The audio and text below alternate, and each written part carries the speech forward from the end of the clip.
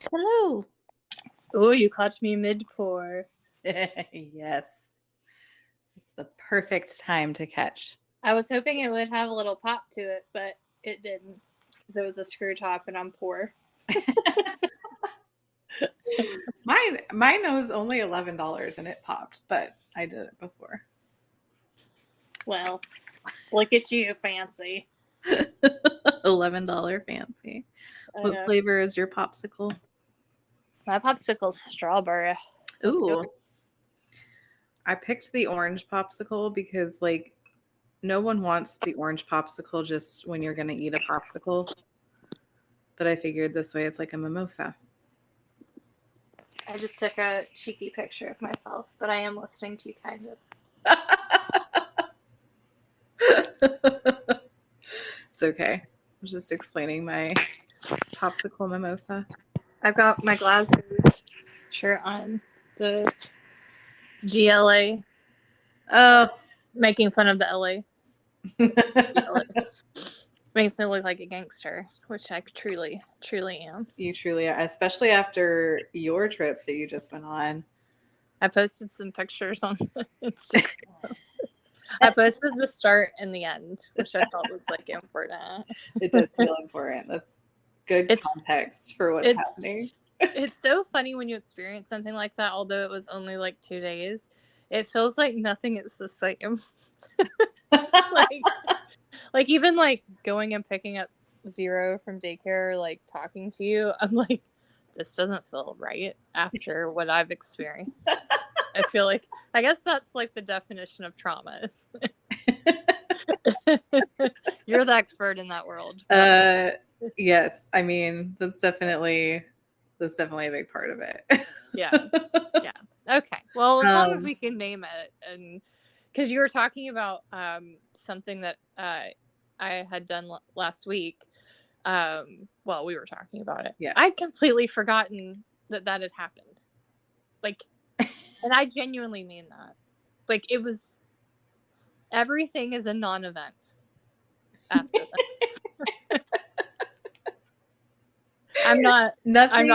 Nothing has the same kind of like effect, and everything just feels not real after you've had something happen.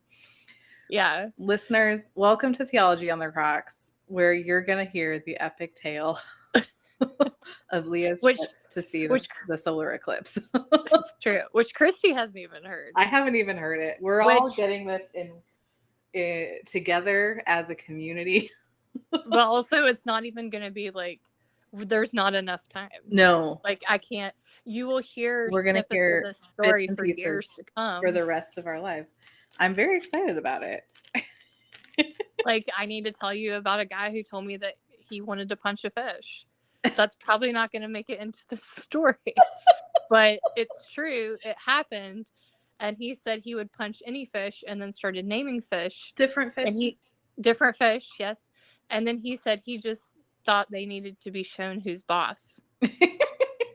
That's a real story. That's how I feel about fish also. That's a real story.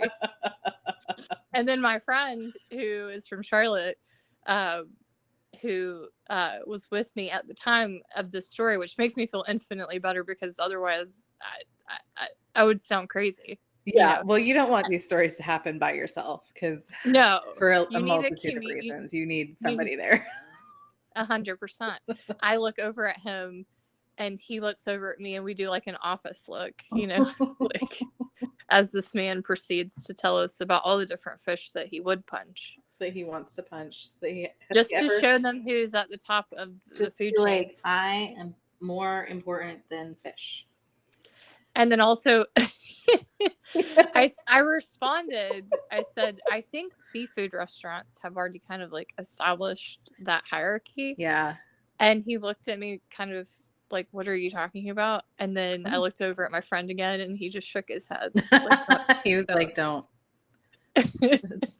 But that will make it. But that's a story, and you know, yeah, it's another thing. So, listeners, today we're gonna talk about my trip, and then we're also gonna talk about a lot of chat around this particular event, where people thought things were going to happen, and It was they didn't.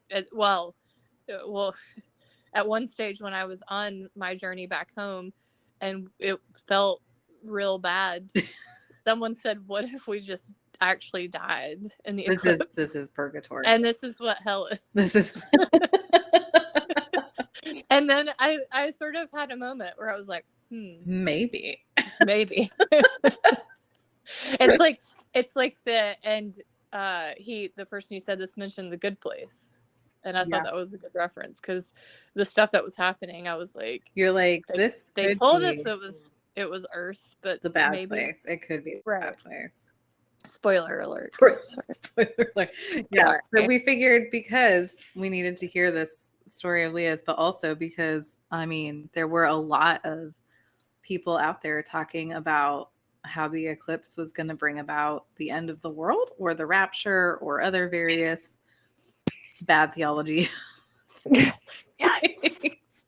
My students even asked about it. They were like, not like in a, is this true? But in a, they were like, why are people saying this? And I was like, I opted out of this conspiracy theory this time, guys. I did not deep dive into the why. It's always the same. I mean, your students did ask if they were going to have class when it was raining. They did ask if we were going to have class. Because they're in Florida. In Florida, there was a rainstorm, and they were like, are we still having class? And I was like, yes. You monster. You monster. So sorry to disappoint. So we thought we'd chat about apocalypse. Keep me when the apocalypse happens, as said Buffy. Yes. And so settle in. We were gonna drink maybe whiskey, because it felt like one of those gather by the fireplace moments, but like, I wanted more of a celebration of life, which sounds like I've died, but I didn't. I don't think, but I can't confirm that I'm not in the bad place right now. But so we decided. Christy sent me this video, and to be fair, I was in a public place, so I like watched it and didn't listen to it, and I simply thought it was a popsicle and prosecco. Yes, and come to find out, it was like a homemade. So the video was sent to me by two different people. Both Amanda and Columba sent this to me, where you make popsicles with Aperol spritz, so Aperol, and then like prosecco and club soda, and you make the popsicle, and then you put it into the prosecco, and as the Aperol popsicle melts, you get a prosecco or a Aperol spritz. That's like fun, I guess. But we did it. We just did it. I was like, I'm absolutely not making a popsicle. So I sent this to Leah, like, do you want to do this? And then she was like, I'm not making the popsicle though. And I was like, I don't think that we can just buy Aperol popsicles. Ooh, that may be a missing market. It is. Somebody get on that. Somebody make Aperol popsicles for us. But then we decided that both of us are too lazy to do all of that work. And so we are just having popsicles in Prosecco, which I have to say, I'm not mad about it. I just drank it. It may be our peak. Yeah. Last week was pretty good. Like last week was great. But I'm a fan. I might just do this on the regular. This is really good. I mean, you basically it's popsicle prosecco.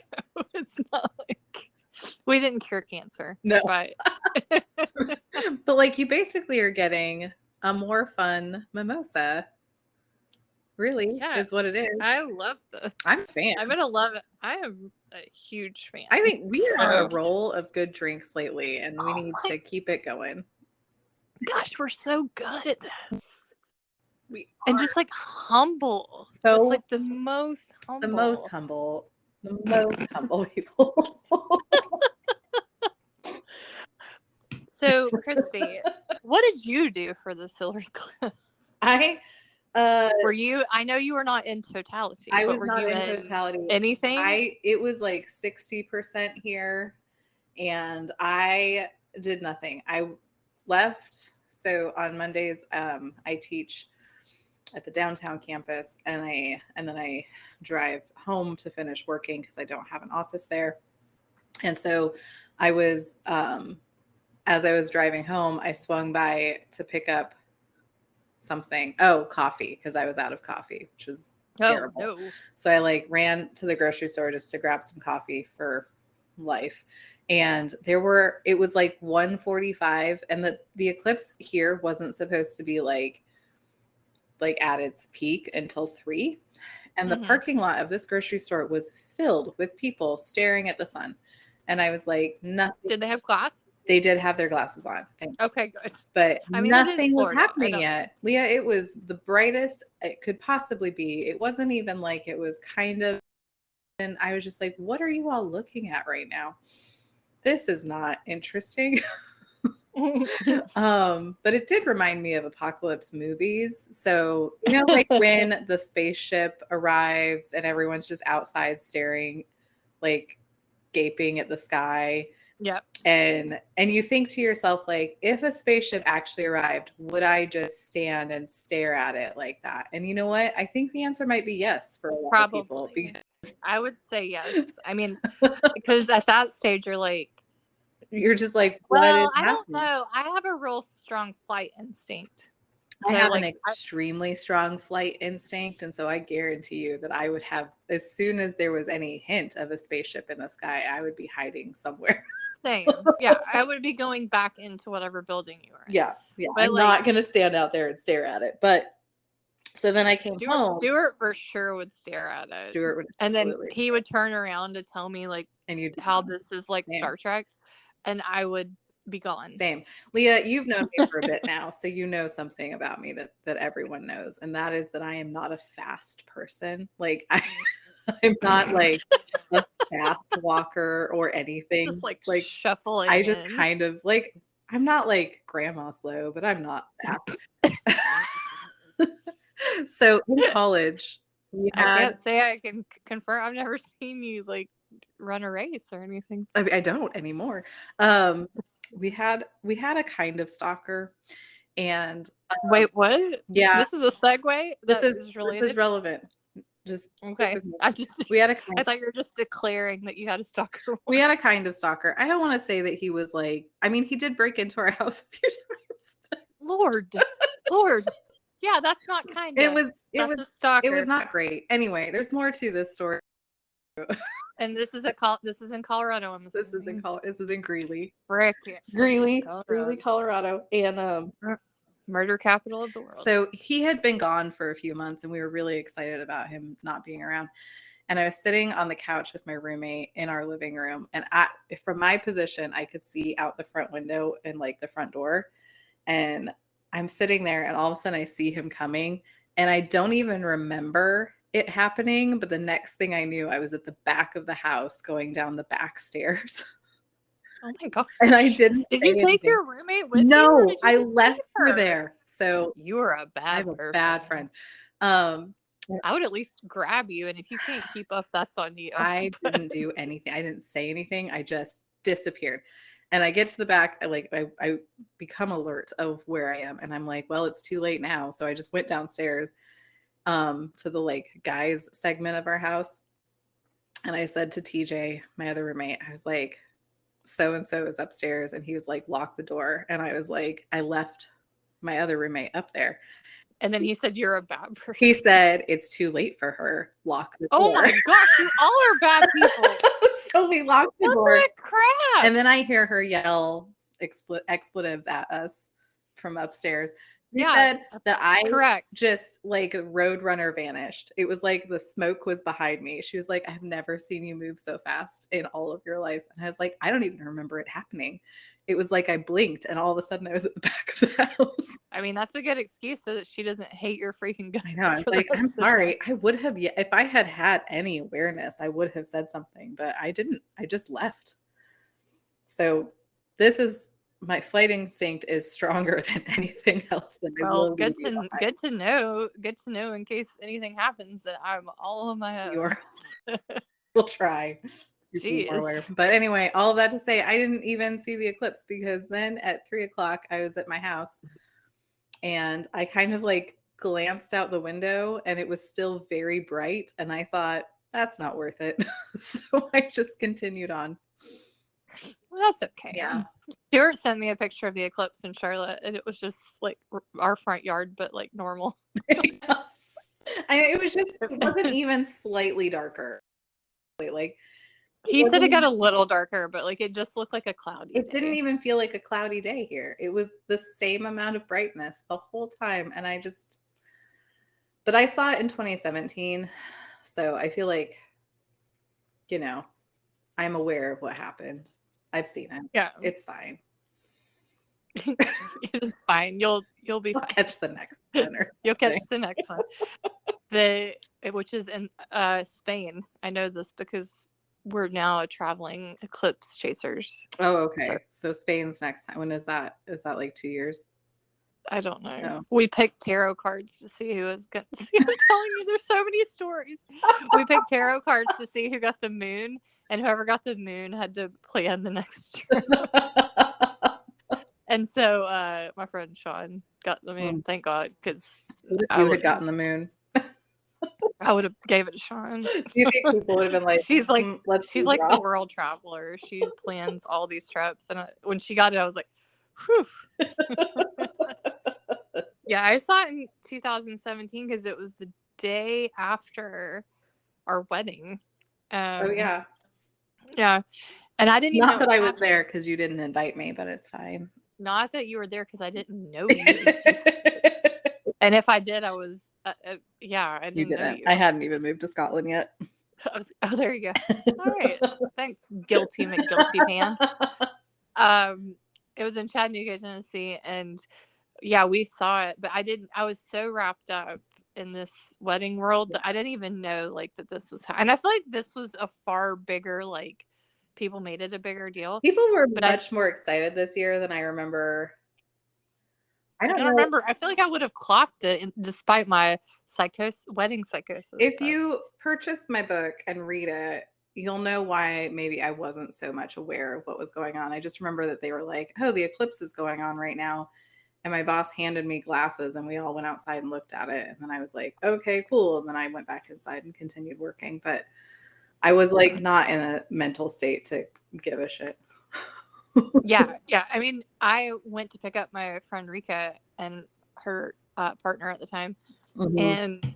And we were standing in the parking lot of this hotel and in Chattanooga, and this, like, it was sort of like what you were talking about. Like everyone was just staring up at the sky, and I still had like pins in my hair from the night before. Like, right. And I just was like, you're like, here, everyone take some cake. Yeah, I had my wedding cake because we were going on a road trip, and what they don't tell you is you have tons of cake left over. You do. Like, that cake is way too big. Yeah. So I told Rika, who I at the time didn't realize was actually an incredible drill sergeant, and I told Rika, I was like, not even a drill sergeant, just very organized. And I was just like, if you can find someone to give this cake to, it'd be great. And she found the manager of this hotel who had 5 sons, and she gave him this insanely expensive cake. It was the best day, but I was happy because I was just like, it'll just get rid of the cake. Yeah, Yeah, I mean, you care so much, and it's so funny because the day after you don't care at all. Yeah, it's kind of like a trauma as well. Yeah. I spent so much time picking out that cake, designing that cake, tasting the cake, and then the day after, the cake could have been on the side of the road. Yeah, for all I cared. It was, but yeah. So a guy gave me he had made glasses, which feels not healthy. That feels not safe enough. Right, and he said, you should look at this. And I will say, because this was in August, so it was like it was like the height of summer. It went, I don't know how close we were to totality, but it went completely dark. And when it did, the birds stopped chirping and the crickets started. Oh, and that was kind of weird. Yeah. But it was real fast. It was really fast. So, and then I was like, okay, cool. Thanks, guy. And off we went. Yeah. Well, but this time was different. I know we weren't in totality in Colorado in 2017, but we were like closer, because I remember that I could have driven to Totality, and it was only like a couple of hours. It wasn't like a big trip, you know? Yeah. But I was working at J. Crew. And yeah, they just were like, oh, everybody, like, we kind of went in shifts because obviously you can't just leave the store completely unmanned, but like, they were like, go here, take the glasses and go out in the back and look at the sun. And I just was so like, why are we doing, like, I just did not care about anything. So I was like, all right, whatever. And I like looked, and then I was like, okay, bye. And I remember thinking, like, doesn't this happen all the time? Why are we staring? Well, people acted like it didn't, and then like here we are, like, what is it, 7 years later? 7 years later, and it happened again. I know. And I was like, okay, well, so So you did make a comment though that I did want to say about your book, and we'll do more about that. But Chrissy's book is out. it's out. You can buy it. I have it. And we'll link it up. We'll do all the shebangs. Yeah, it is. It's linked in the Instagram. I'm on top of things.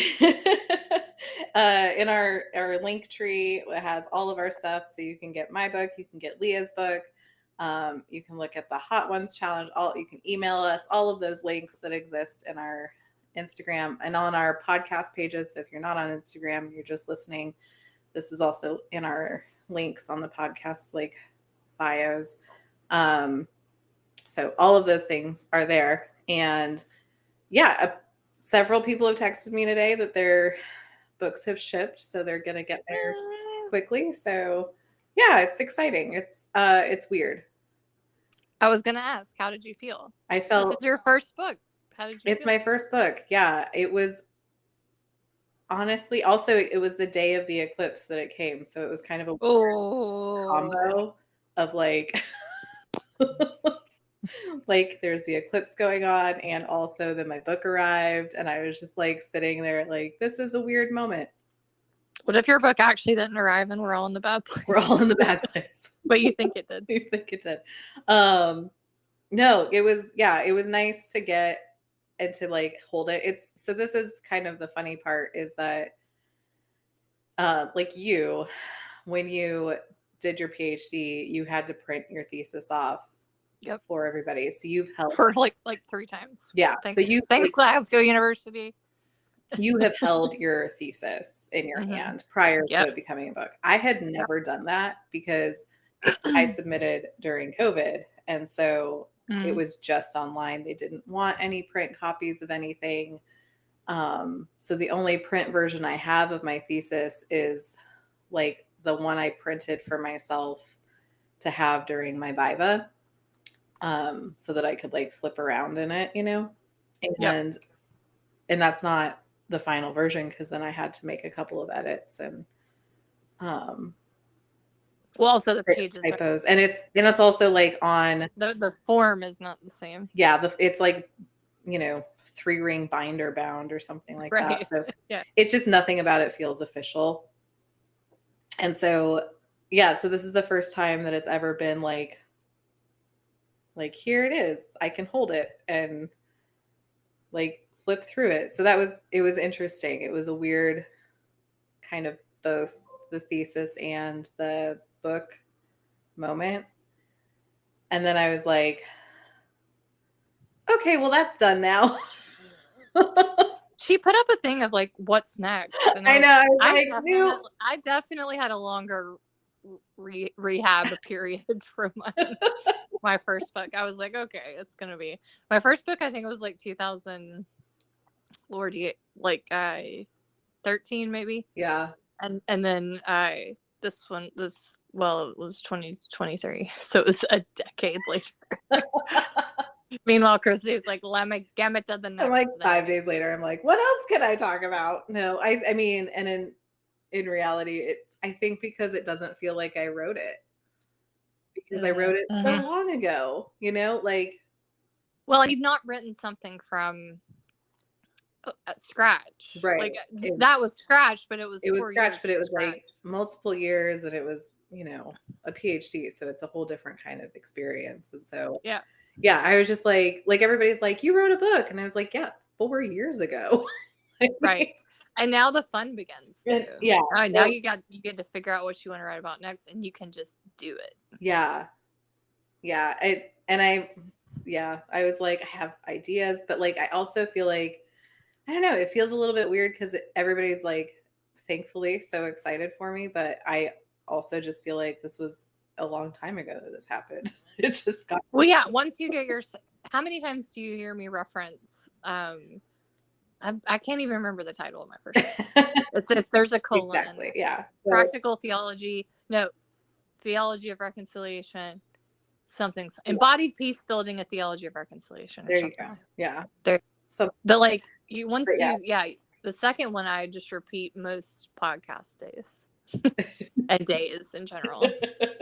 Where I'm like, ooh, bad theology. Bad theology. I know. It just and like not to say I'm not proud of it. I am, and you should be. For sure.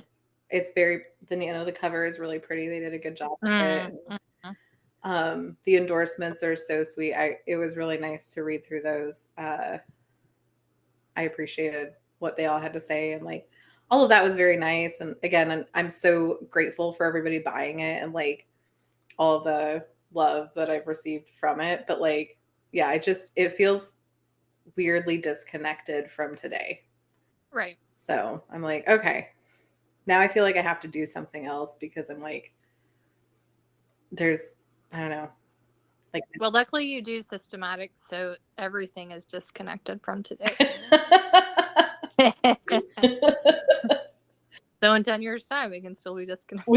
We can talk about it forever, though. So it's a long-lasting kind of theology, right? That has practical application in the real world. Mm-hmm. But long-lasting practical application. So, no, we're really excited. That's super. I think it's the most thrilling thing. I sort of reveled in it for a while. Yeah. I was like, and perhaps I will also like. I think you need a book launch. We talked about doing a book launch. I think you'll be more. Yeah.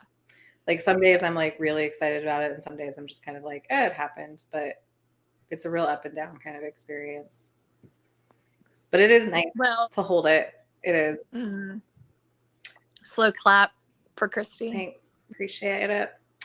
It's a big deal in the world of academia because I think, especially if you teach where we teach now, it's like there isn't really that emphasis on research, so you don't really have to do it.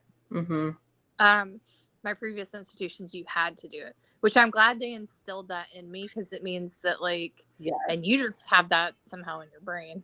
No, I have to be broken inside. This is definitely coming from that same kind of mentality of my first institution, not the institution itself, but the men that I worked with were very like insistent on, being involved in academia. And they were the ones who got me to start going to AAR and stuff. And they were also very like, they were really good mentors and very much encouraged me. And so they were like telling, here are things you need to do and all of that. And so getting it out and having it published was always like the thing. I was like, as soon as I graduate, I need to start thinking about this because I need to do it as quickly as possible so that I can like start thinking about other things and whatnot. And two, it is a little bit that kind of feeling of you don't want to wait so long that it becomes irrelevant, Mm-hmm.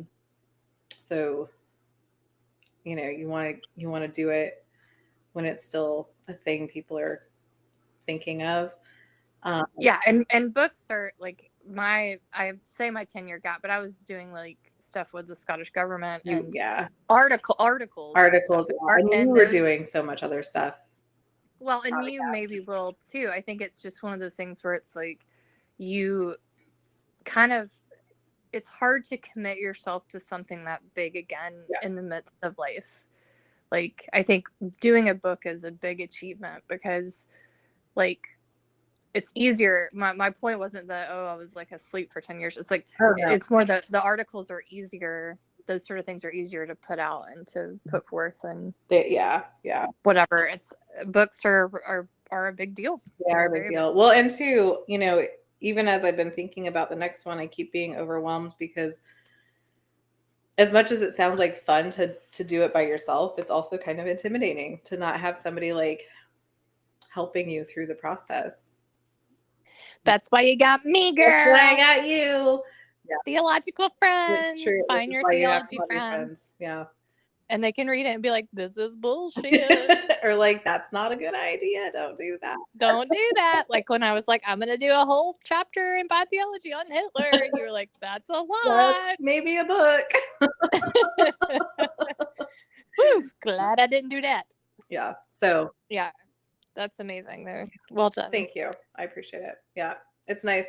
And it's, you know, it was exciting to put the link up too. I was like, here. It's here. You can go buy it. And like, and it's going to be at AAR. Although I don't know anyone who got their paper accepted to AAR this year. Bryant did. Did you? Go Bryant. Excellent. Getting accepted to AAR because he is the only one. Yeah. Because like Myron texted me and was like, nope, I didn't even submit anything. And then I did not get it. Nope. Which is okay. I hadn't heard, I don't think, or maybe you told me, and it was before I went to Arkansas. It was before, yeah. No, I did. That's the dead. Yeah. No, which I'm honestly kind of grateful because I submitted the proposal and I instantly regretted it because I was like, I don't have time for this right now. Right. I know. But I know. Yeah. So yeah, it was nice to put the link up to be like, here it is. Go do things. Go buy it. Sometimes I go to Whip and Sock's homepage and I can just like see it on there, and that's kind of weird. You're like, that's my book on the homepage of a website. Did you go Christine or Christy? I went Christine. Primarily, if you know me, you know I hate my name. But like Christy does not sound like an academic name to me. I don't know why. It's too rhymey. Christy Whaley. Like I just, especially if you do it in a southern accent. I know. Christy Whaley. So yeah, I decided a long time ago, but it's Christine M. Whaley to like soften the horror of Christine. Soften the horror. Sorry, Kathy. You made a mistake. No, she knows. She knows. Lordy. Yeah. Yeah. I used to do Leah E. Robinson. Most of my publications are under that because there were multiple Leah Robinsons that were like academics, and Elizabeth was my grandmother's middle name. Yeah. And so I was happy with that. And also every person's middle name in the it was born in the 80s. Elizabeth or Marie. Right. Not mine. But now there is a woman who does kinesiology that is Leah E. Robinson as well. She's an African American woman, and so we constantly cross paths because I got like Leah E. Robinson Twitter or something. She was like foiled again. There was a decent period of time where I was pretty sure I was gonna go by KM Whaley, like just make it real British, just NT write it, and right just use my initials, you know. Mm-hmm. But I didn't. I was like, all right, okay, well, you can. So I just with bad theology, I reverted to Leah Robinson because I liked how it looked on the cover. Yeah, I liked it. Leah Robinson. It's good. It's a good cover. Yeah. So anyway, well, guys, go get Christine's book off of the link. I have read it. It is very exciting, especially if you are into systematic theology, talk about trauma, and every book that's ever been written. Every book. Just every book. But specifically Jean Reese. And but poor Christy did read maybe every book that's been written. Yeah, no, I read a lot. It was a lot. So go pick the next that book up. is going to have a much shorter bibliography. Oh my gosh. I used one book for like an entire chapter of the book I'm reading now, and I just was like, I don't care. It says what I need it to say. It's doing what I need. Yeah. Yeah. I like it. I'm reading that Yeah, it's that Jesus and John Wayne book, and I'm like, she's saying it all. Oh yeah. Like, I don't really need anybody else's opinion right now. Because you're taught in grad school to, like, you know, diversify your voices whenever you're like, and have different conversation partners. Mm-hmm. And now on this one, I'm just like, that's fine. Yeah, she's saying what I think. So, and it was one of those things where it's like you have to prove your point so well that they can't be like, why didn't you use so and so? So I just used everyone.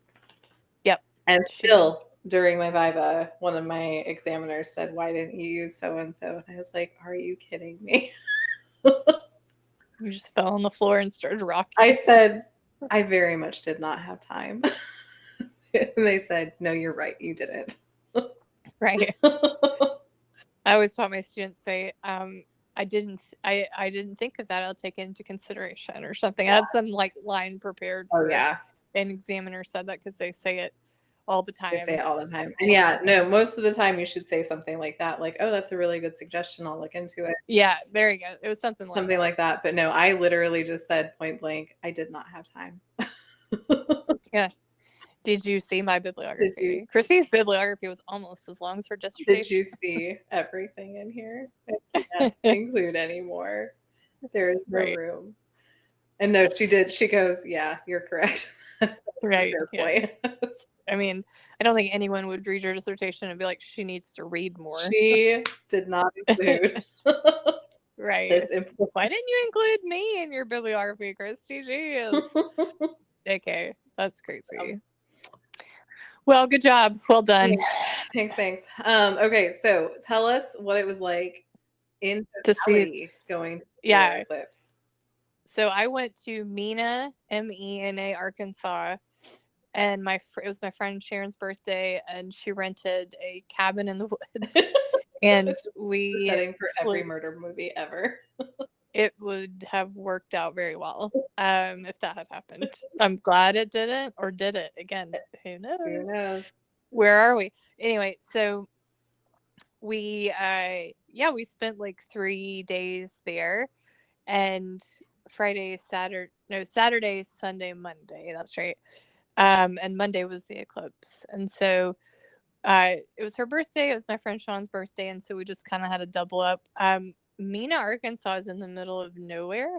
Yeah. And so it's sort of a geographical oddity where like there's all these airports that are like exactly 3 hours away. So you can kind of pick what sort of podunk airport you want to go to. Yeah. So I picked Shreveport, Louisiana, which will prove to be a terrible choice. It's a tiny airport in Louisiana. And then we drove 3 hours to this place to watch the eclipse. Had a great time while we were there, and then watched the eclipse. And I will say it was sort of a weird, I don't talk about spiritual stuff much, but it was funny because there was a group of 13 of us, and we went out and we had drinks, and like there was we had a playlist, a whole eclipse playlist. Nice. Like everyone was laughing, and it's weird because and it was creeping, and we could see it. And then when it went, it went dark, like midnight dark. Yeah. Everybody just got really quiet. Wow. It was weird. That is, yeah. And we turned the music off, and it was just like this weird, and it lasted way longer than the other one. And so it was like 3 minutes or so. Oh, wow. And yeah, and we just sort of stared at it, and like no one talked. And then it went, and everyone was like, oh my gosh. Yeah. I think I sent you a video of like us afterwards. Yeah. We were like, whoa, yeah. What just happened? And it felt, and I don't know what it was, because I'm like you. I've never been, like, Stuart's far more of like a planet sort of star person. And right.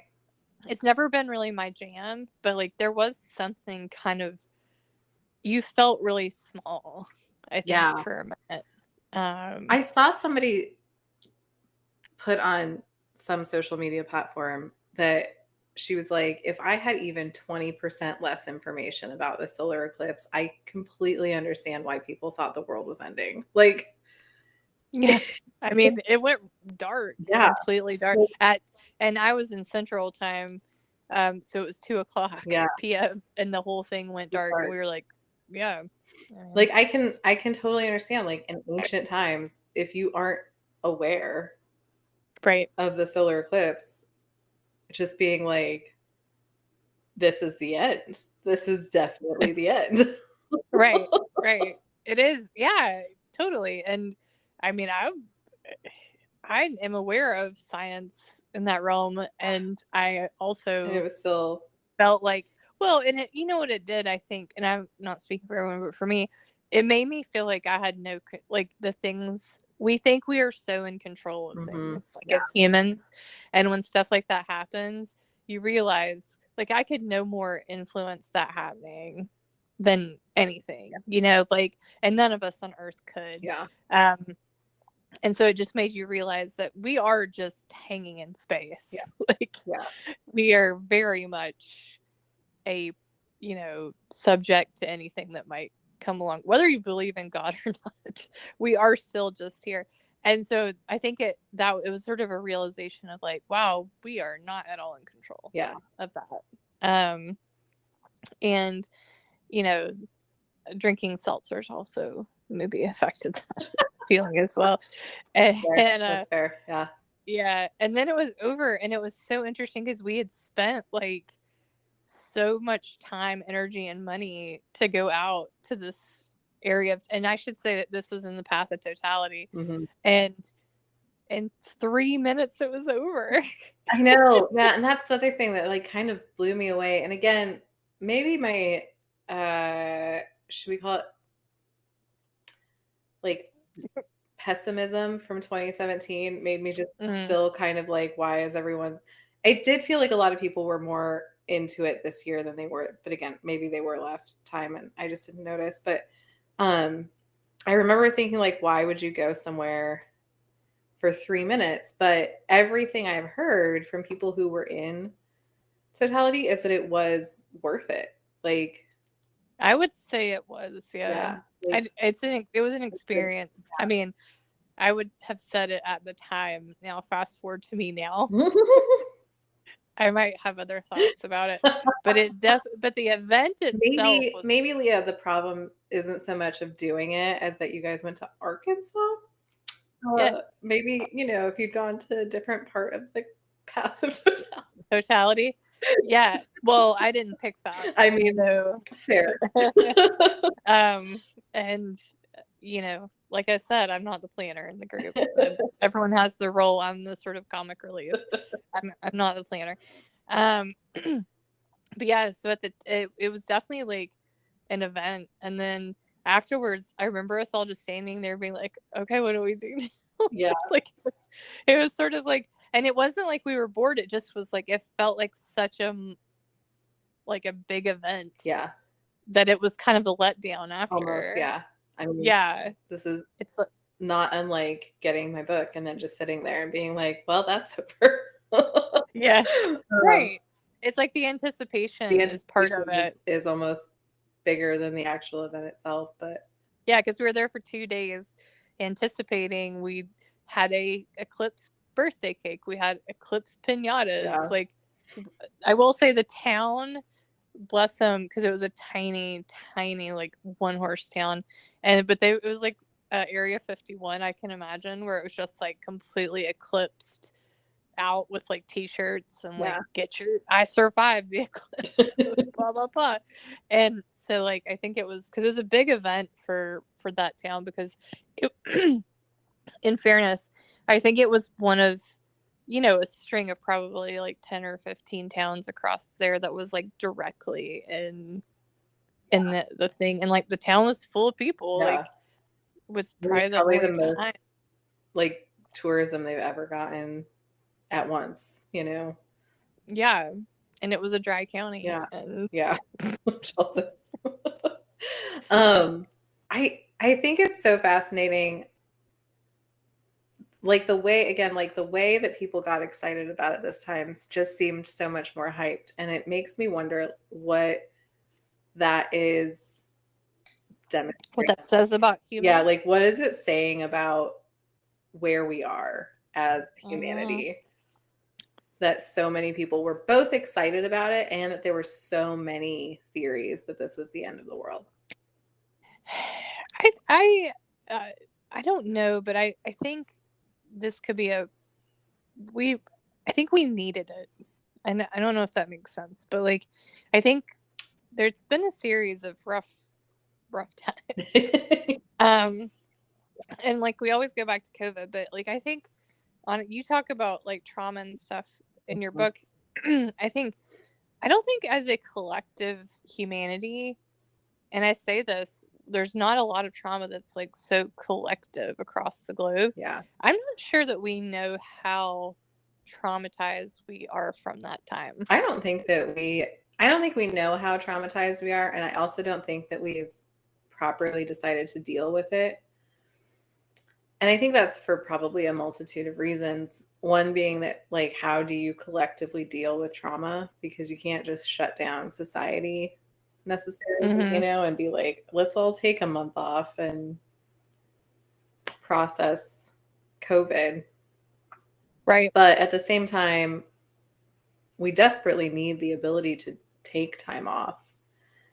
And I think you're right. Like, everybody getting excited about this eclipse and people traveling and having it being a collective kind of experience for people, like, no matter what your reasoning behind it was, everybody was talking about it. And it was a final kind of break from the stress and the monotony and the like just general kind of like, and this is my theory about why so many people thought it was bringing about the end of the world, is that people are actually waiting for the end of the world anyway. Like, because we're all so traumatized and because everything has been so bad and we have just like thing after thing after thing after thing happen that's so bad that people are like all of this must be leading up to some kind of collapse. Yeah. So well, it lends itself to like the millennialism stuff that like, yeah, the Y2K stuff. It felt the same.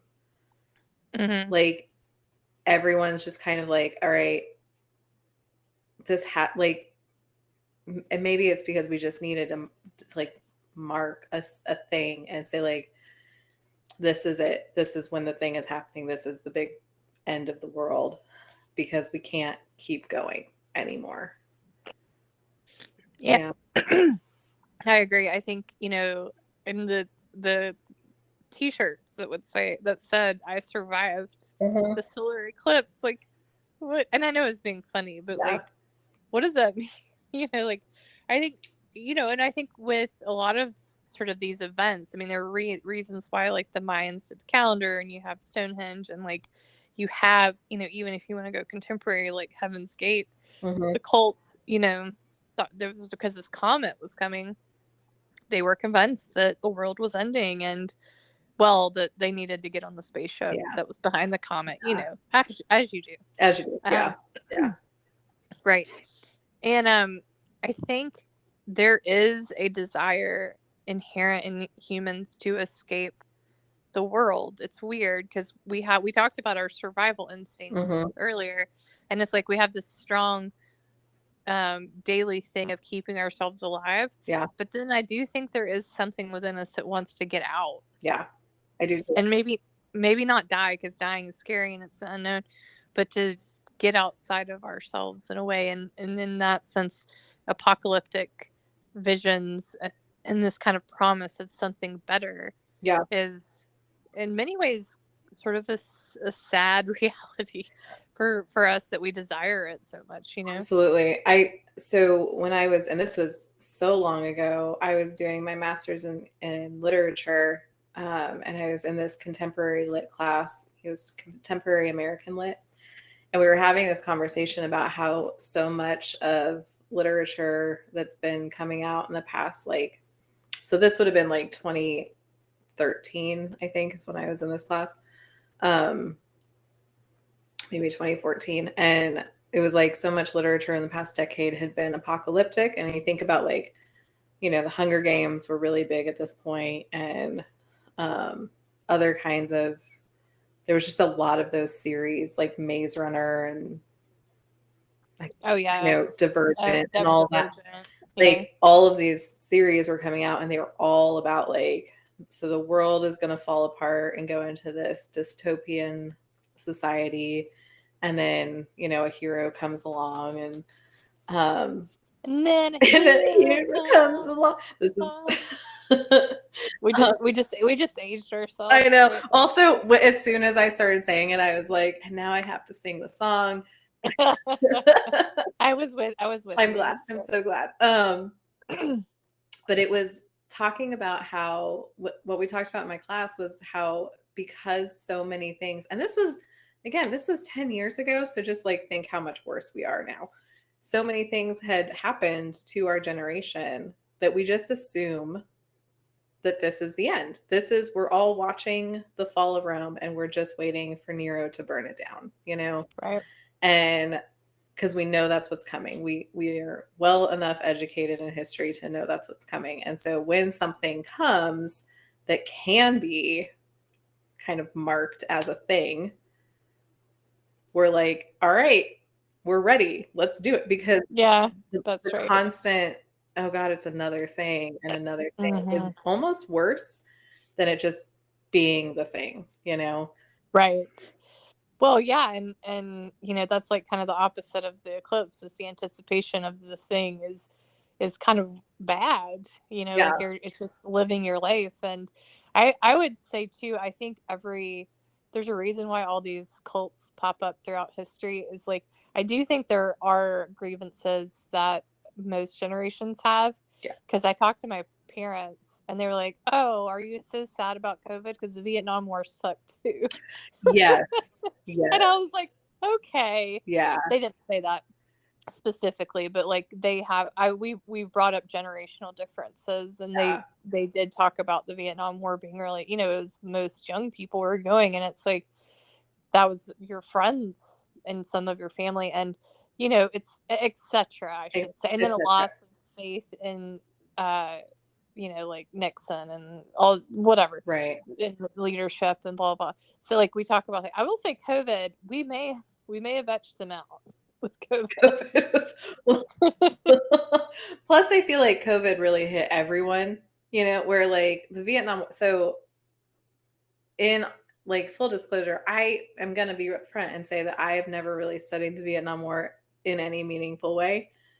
Like, I know it happened, obviously, but there's a level of depth that you study like World War II in your various history classes that did not happen with the Vietnam War. I know very little about.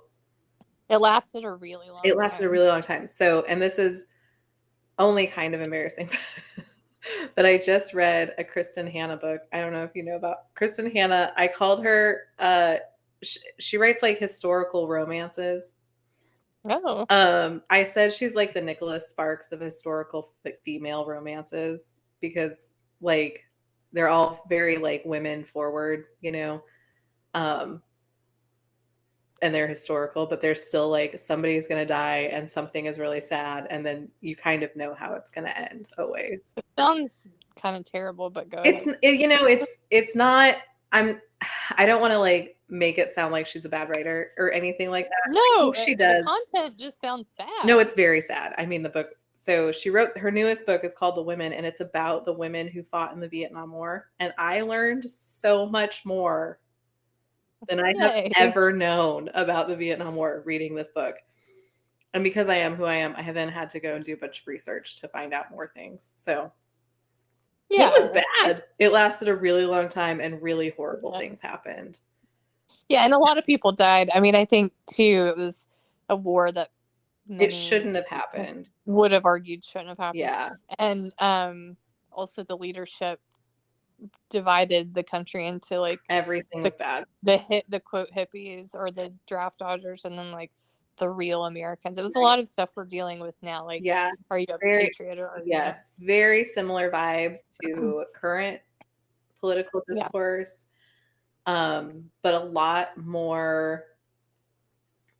I don't know, like obviously there's a lot less like openness about needing therapy and stuff. Yep.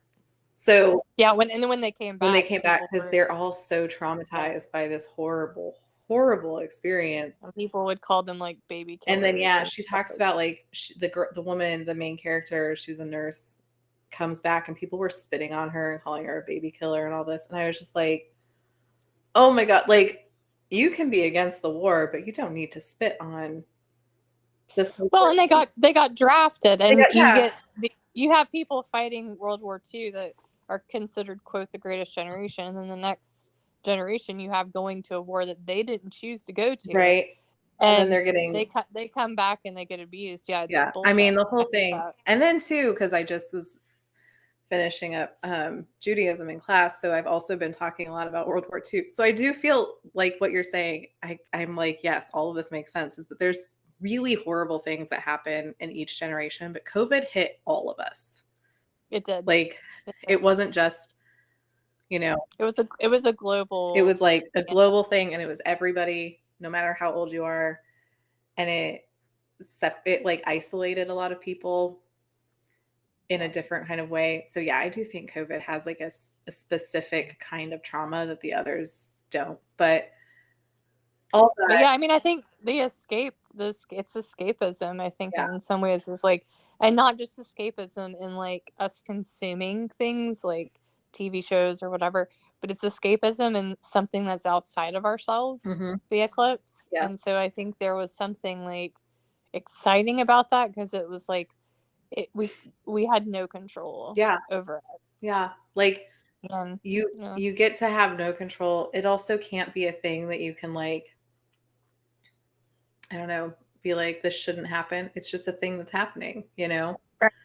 Right. So, and yeah, I think that as a kind of overall sense, especially for people in our generation and younger, there's this kind of almost desire for it to just be over. Not in a death way, but like, right. In an apocalyptic way. Like we're all, I think, prepared. And also we've been living off of dystopian stuff for so long that we're just like, I mean, how many times like have you talked about in a zombie apocalypse, what is your game plan?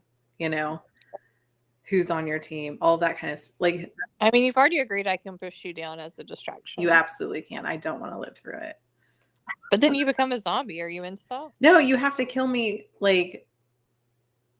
Oh, kill you first. Kill me first. Let me just be dead. But I think you come back, depending on the genre. This is true. I mean, sorry, Chris. Look, I'm gonna be honest. If I can put you in a freezer. If I come back as a zombie, I don't really know about it.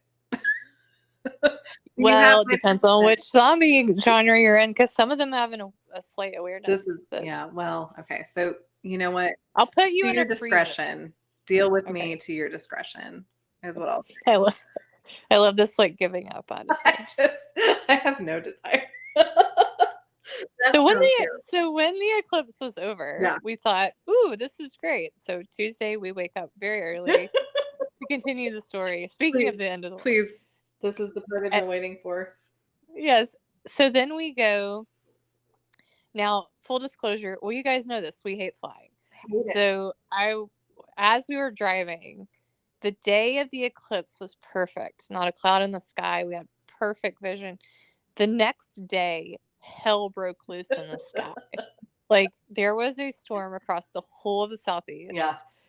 I'll put a picture up. It looked awful. It did look awful. We were driving, and I was in the car with 3 of my friends who are all very kind people and know that I hate flying, and kept trying to tell me different things, like to pep me up. But I mean, it was lightning. It was like it would be like if your fears were personified. If I was you, I would have been straight up like, I'm not getting on that plane. Just FYI to everyone. So it was windy. You could hear it on the windshields. Yeah. Like it was raining like it had never rained before. Yeah. It was awful. My students would have been like, we're not having class, right? And I would have been like, you're correct this time. Right. Yeah. We got out, and my friend took back the rental car, and we got out of this airport, and I swear the airport, it was like the eclipse. This was at 10 a.m. It looked like the eclipse had happened again. That's how dark it was. So we walk into this tiny ass airport, and we look up and the board is just red yeah, and yellow. yeah. And so we go in, we check in. Ours is delayed, but it's still going. And then we are going through security, and you can hear the broop, broop, broop, broop of people's phones. And they're all looking at their phones in line in security. And at this point, I'm picking up my bags off the thing. And I looked to my two friends who had gone before me, and they were like, it's canceled. Yeah. The flight's canceled. The next available flight, because all those little people were booking flights, was Friday. This was Tuesday. Yep. And you don't want to spend that much time in Shreveport, Louisiana. No, no. I love Louisiana for people who it's my favorite city is New Orleans in the world, but Shreveport is not. So and you know this and I know this. And so we were there, and then so I had to go back out, get my bag that I had checked off because there's no plane. Yeah. And the plane that was supposed to pick us up hadn't even taken off from Charlotte. That's how bad it was. Yeah. Like so it was just bad. So all of my 13 friends. So we have some friends going to Portland, some friends going to New York City, and some friends going to Charlotte.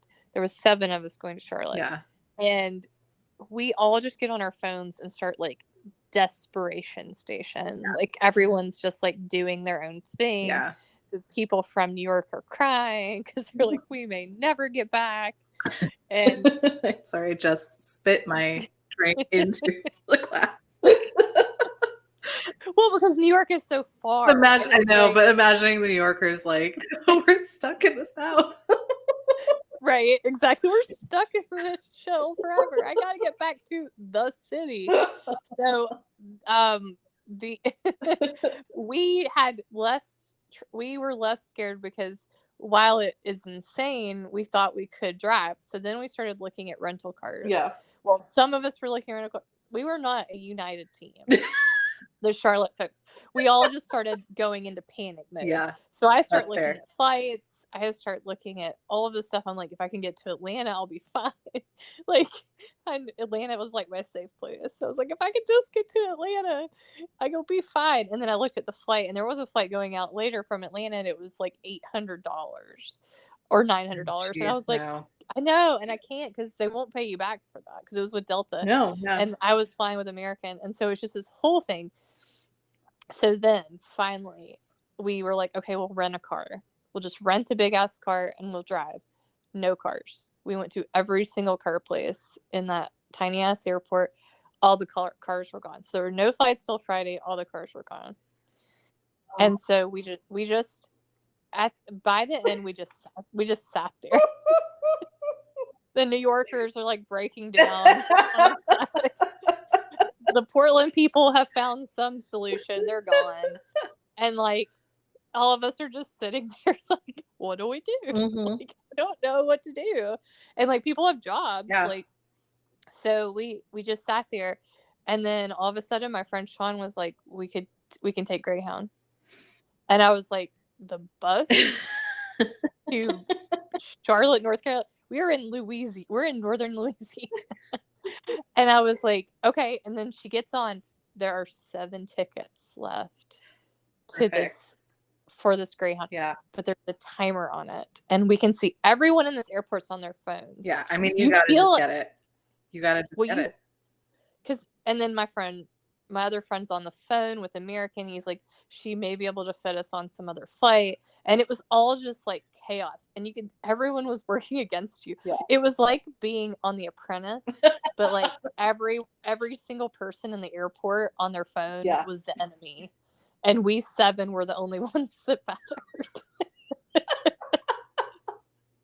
So like, anyway, so my friend Sean got these tickets up, and they're up. There's a countdown on it It keeps rejecting everyone's cards. No. Because she's trying to buy 7 tickets and it's like $2,000.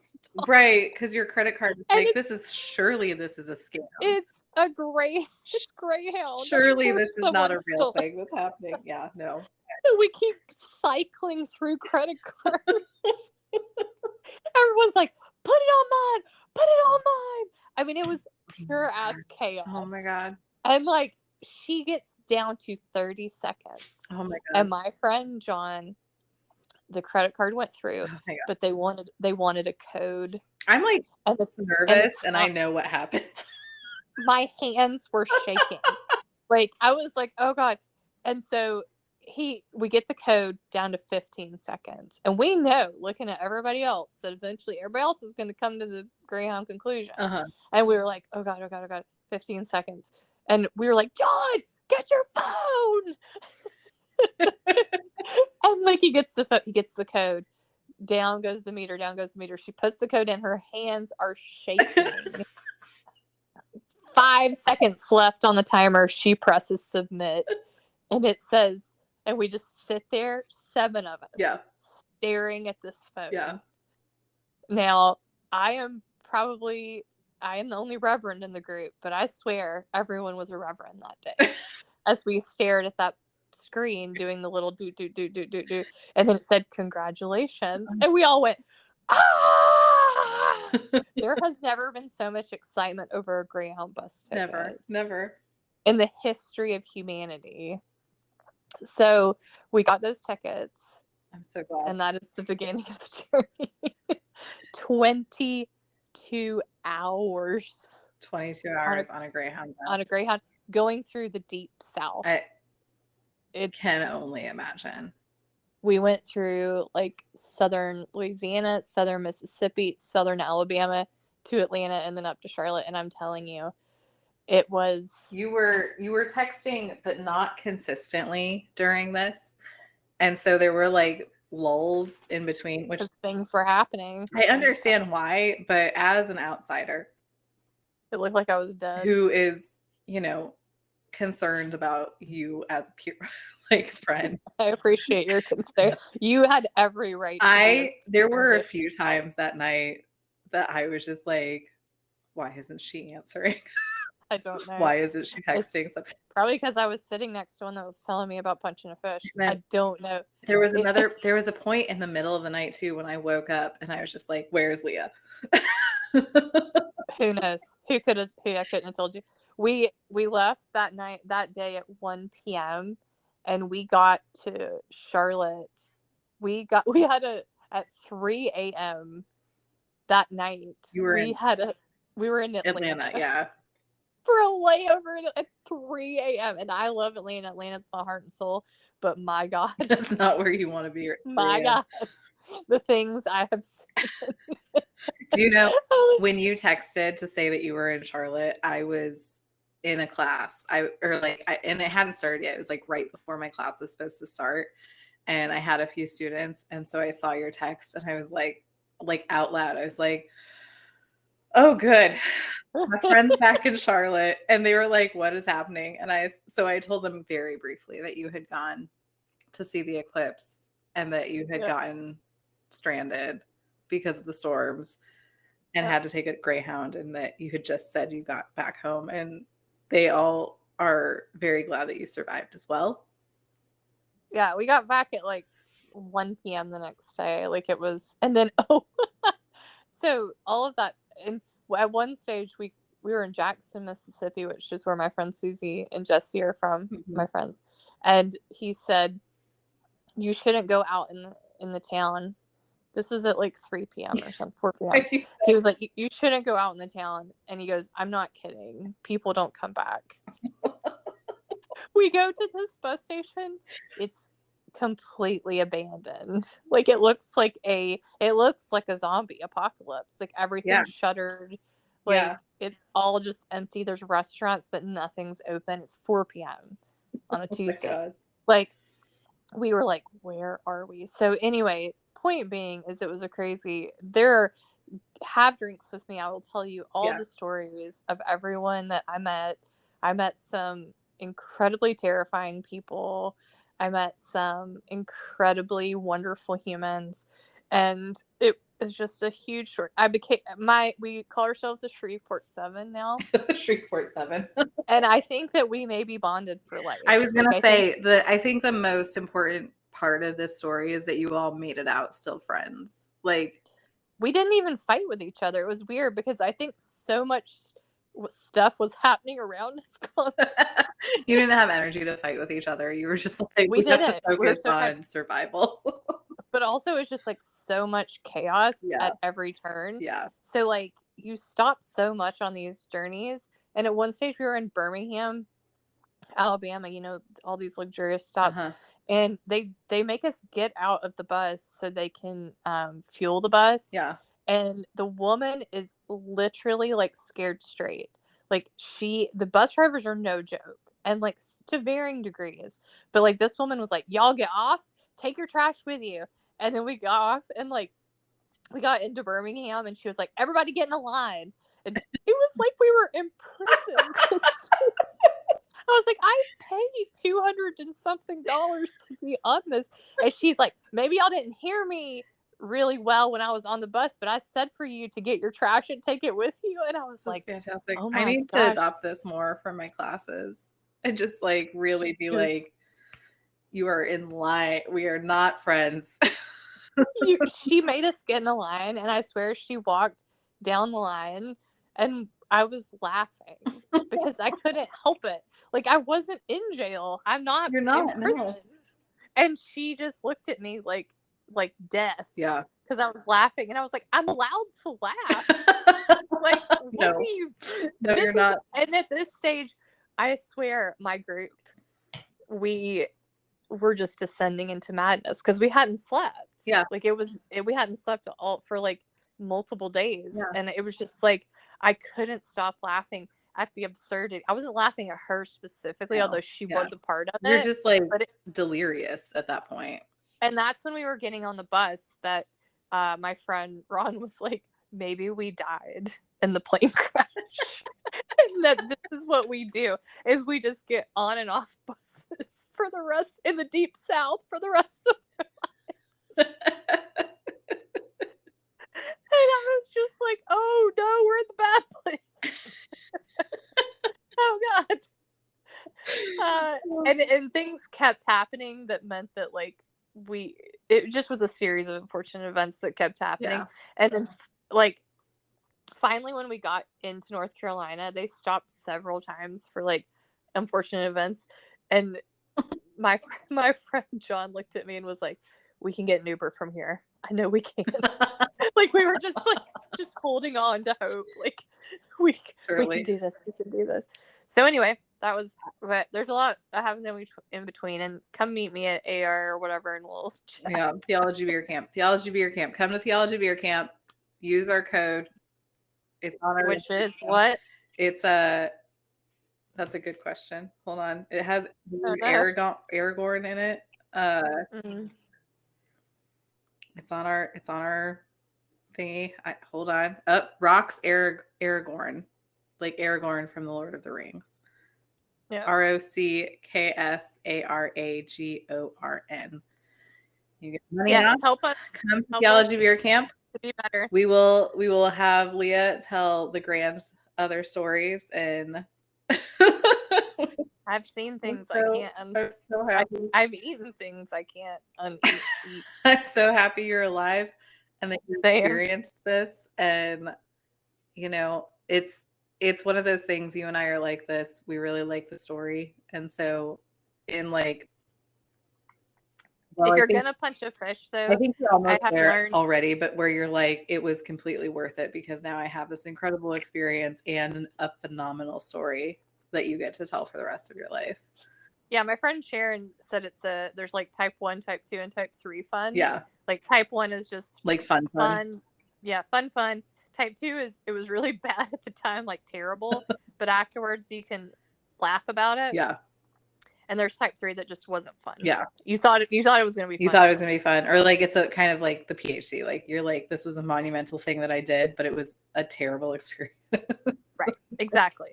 So this was type 2, type 2 fun. I can say, if you're going to punch a fish, you should probably put it on land first, according to. Okay. Because you're fish really in water is much more difficult. I can. a lot. I can. This is why I wasn't texting you.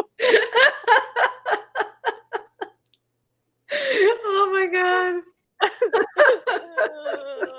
Also, let us know what kind of fish you want to punch. So that you can show it who's boss. You can show it who's boss. As opposed to. That's amazing. No part of me has ever thought I need to punch a fish. Nope. Me neither. Just Welcome to yeah. Greyhounds. Hashtag Greyhounds. Hashtag Greyhound. Oh my god. I love it. Next time a fish pisses you off, just remember. You can punch it. But make sure it's on land first. On land. I mean, I think that's what I've heard you're supposed to do to sharks, is to punch them in the nose. Yeah. Which is never the thing I'm going to do if I encounter a shark, just FYI. Because again. Strangely, shark didn't make it onto this man's list. It was like trout. He said why would koi you fish. punch a trout? That fish already knows it's not the top of the food chain. The koi fish go for the fish. Oh my god, I have a koi fish pond in my backyard. We can come punch it. I just don't really want to. I don't see the point. It's just. I think that's gonna mess up with your vegetarianism. I know. Like, do I get to be a vegetarian if I punch the fish? Oh, that was one of many. One of. That's so fantastic. Anyway, I love it so much. Well, I think we've reached the end of our. Thank you guys for talking to us about Greyhound and the apocalypse of the eclipse that didn't happen, or did it? Or did it? You know what? I also just realized this just pops in my head is the Theology Beer Camp link is also in our link tree. All of the links you could possibly want. Every link in the world. Every link that makes us happy. Click on. Check out my pics from before and after. Yes. Oh my gosh. And then come join us as we have raucous times listening to these stories. I'm so excited about it. Me too. And do this drink because I'm gonna have another one, not tonight, but because that was I might have another one tonight. But I was like, you know what's gonna be exciting tomorrow when I'm having my rest day off is to have a mimosa popsicles experience in the morning, because that's a morning drink. It just made me giggle a lot, and I think that's right. It's the right thing. Do try this. Just throw a popsicle into your Prosecco. It's easy and it's great. All right, guys. All right. Stay safe out there. Bye. Bye.